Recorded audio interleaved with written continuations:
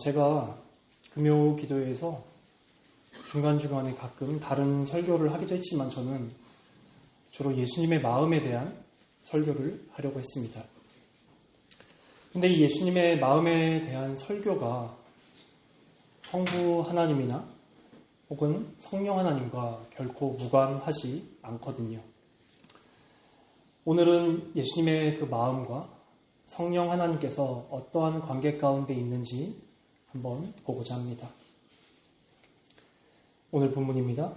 내가 아버지께 구하겠으니 그가 또 다른 보혜사를 너희에게 주사 영원토록 너희와 함께 있게 하리니. 예수님께서 제자들에게 또 다른 보혜사에 대해서 말씀하십니다. 다른. 이 단어를 좀 보자면 헬라어에 다른을 표현하는 두 단어가 있습니다. 헤테로스와 알로스라는 단어죠. 헤테로스는 종류가 다르다라고 할 때 쓰는 단어이고 알로스는 종류는 같은데 또 다른 것을 의미하는 말입니다. 예수님께서는 알로스라는 단어를 쓰셨죠. 같은 종류인데 다른을 의미하는 헬라어를 쓰셨습니다. 이 의미가 무엇일까요? 성령님은 예수님과 다른 분이 아니십니다. 같은 분이시죠. 본질이 동일하십니다. 두 분 다 본질이 같으신 하나님이시죠. 그런데 성령께서는 좀 독특한 사역을 하십니다. 바로 자기 자신을 드러내지 않으시죠. 요한복음 16장 14절입니다. 그가 내 영광을 나타내리니 내 것을 가지고 너희에게 알리시겠습니다. 성령께서는 자신을 베일에 가리시면서 예수님을 드러내십니다. 마치 무대에 핀 조명과 같이 그런 역할을 하시죠. 우리가 공연을 보러 갈 때 핀 조명을 보러 가는 게 아니라 핀 조명이 가리키는 배우를 보러 가죠. 성령님께서 가장 하시는 핵심 사역은 바로 예수님을 드러내시고 예수님이 누구이신지 예수님의 말씀도 깨닫게 하시고 예수님의 십자가를, 그분의 사역을, 그분의 성품과 인격을 믿게 하시고 알게 하시고 보게 하십니다. 이에 대해 고려신학대학원 교수님이셨던 박영돈 교수님께서는 수줍어하시는 성령님이라는 표현을 사용하기도 하셨죠. 그래서 전 개인적으로, 이건 정말 개인적인 제 생각인데, 사도행전이라는 말보다는 그냥 행전이라고 불렀으면 좋겠습니다. 영어로도 보면 액츠라고 그냥 행전이라고 되어 있거든요. 사도라는 말을 빼고 만약 뭔가 거기다 어떤 단어를 굳이 넣고자 한다면 저는 예수행전이라고 불렀으면 좋겠습니다. 왜냐하면 사도행전의 핵심은 승천하신 예수님께서 성령 하나님의 교통하신 가운데 제자들을 통해 일하신다가 바로 사도행전의 핵심이기 때문이죠. 사도행전이라고 하면 마치 사도들이 행한 무언가라는 뉘앙스를 좀 풍기는 것 같아서 저는 그냥 행전이라고 불렀으면 좋겠습니다. 행전에서도 주인공은 예수님이십니다. 예수님께서 성령 하나님의 교통하신 가운데 제자들을 통해 여전히 이 땅 가운데서 사람들을 고치고 또한 자유케 하고 복음과 예수님 자신을 전하시죠. 다음은 보혜사에 대해서 좀 보려고 하는데요. 보혜사라는 말은 정확하게 우리나라 말과 일치하는 단어가 없어요. 변호인, 조력자, 위로자 같은 말들이 합쳐진 그러한 단어죠. 로마서 8장 26절에 보면 우리가 마땅히 기도할 바를 알지 못하나 오직 성령이 말할 수 없는 탄식으로 우리를 위하여 친히 간구하시느니라 라고 얘기합니다. 성령께서는 우리의 변호인이십니다. 우리를 변호해 주시죠. 우리가 마땅히 기도할 바를 알지 못하고 방황하고 낭망하고 쓰러져 있을 때 성령 하나님께서는 우리를 위해 성부 하나님께 우리를 대신하여 기도로 변호해 주십니다. 또한 우리의 진정한 중보이시면서 변호사이신 예수님을 생각하게 하시고 인도해 주시죠. 다음은 조력자입니다. 우리가 하나님의 뜻대로 살고 싶어 할 때 성령께서는 우리가 하나님의 뜻대로 살도록 힘과 능력을 우리에게 불어넣어 주시기도 하십니다.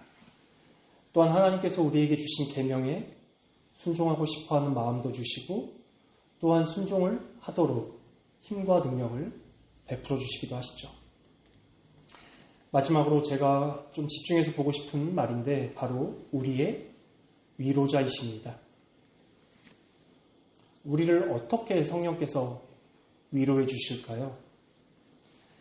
바로 우리를 향한 예수님의 마음을 생각나게 하시고 우리를 향한 예수님의 마음을 우리가 정말 경험하고 느끼고 누리게 하십니다. 마치 어린 자녀가 아버지로부터 사랑한다라는 말을 듣는 것과 아버지의 품 안에 안겨서 그 푸근함을 느끼고 아버지의 심장 소리도 듣고 아버지의 꽉 쥔 손을 경험하는 것은 말로 듣는 것과 완전히 다르죠. 아버지가 사랑한다라는 말만 하는 것과 실제로 자녀를 꼭 안아줄 때 경험하고 체험하고 느끼는 것은 다른 이야기인 것처럼요. 제가 어렸을 때 부모님과 같이 길을 걷다가 제가 잠깐 한눈을 팔아서 가게 앞에 진열대에 걸려 넘어졌습니다. 그때 진열대도 같이 쓰러지면서 진열대 위에 있던 물건들도 다 넘어지고 깨지고 망가졌었죠. 그때 주인이 가게에서 나와서 저에게 엄청 많이 뭐라고 했어요. 잘 기억은 안 나지만 아마 욕도 섞었던 것 같습니다. 그런데 갑자기 제 아버지께서 걸어가시다가 그 모습을 보고 얼른 달려와서 저와 그 아버지 사이에 서셨습니다. 전 주인의 얼굴을 보면서 두려움과 공포 가운데 사로잡혀 있는데 갑자기 제 눈에는 아버지의 등이 보인 것이죠. 또한 제 어머니께서는 다친 제 무릎을 살펴보고 계셨습니다. 절 돌보고 계셨죠. 그 경험은 제 삶에 큰 영향을 주었습니다. 그때 부모님이 정말 얼마나 듬직했는지 몰라요. 사랑한다라는 부모님의 100마디 말보다도 아마 그때 더 큰 사랑을 느꼈던 것 같습니다. 이처럼 우리가 듣는 것과 그것을 경험하는 것은 많이 다릅니다. 그런데 성령 하나님께서는 바로 예수님의 마음을 우리가 실제로 경험하고 느끼게 하십니다. 요한복음 14장부터 16장까지 3장에 걸쳐서 예수님께서는 자신이 행하시는 일들을 성령께서 계속 이어가실 것이다 라고 말씀하세요.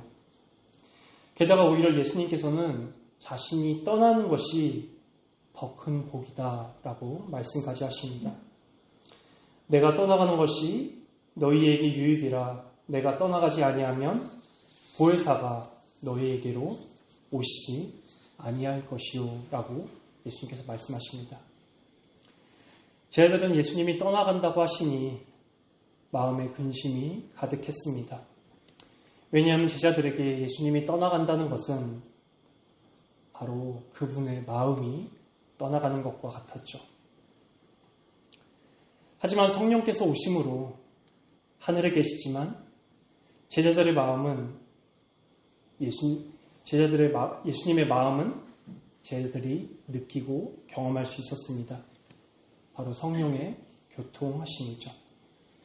성령께서는 하늘 보좌에 계신 예수님과 우리를 연결해 주시는 교통하심의 사역을 하십니다. 성령께서 우리와 예수님을 교통하여 주시면 우리는 마음 가운데 예수님의 마음을 정말 경험하고 누리게 됩니다. 바울이 갈라디아서에서 자신의 경험을 말하면서 2장 20절에 이렇게 말하기도 합니다. 이제 내가 육체 가운데 사는 것은 나를 사랑하사 나를 위하여 자기 자신을 버리신 하나님의 아들을 믿는 믿음 안에서 사는 것이라. 나를 사랑하사 나를 위하여 자기 자신을 버리신 하나님의 아들이라는 표현은 정말 성령 하나님의 교통하신 가운데 예수님의 마음을 깊이 누리면서 할 수 있는 그런 신앙의 고백이기도 하죠. 오늘 설교를 좀 마치려고 합니다. 성령님께서는 예수님과 동일하신 하나님이세요. 하지만 그분은 자신을 가리우시고 예수님을 환히 비추십니다.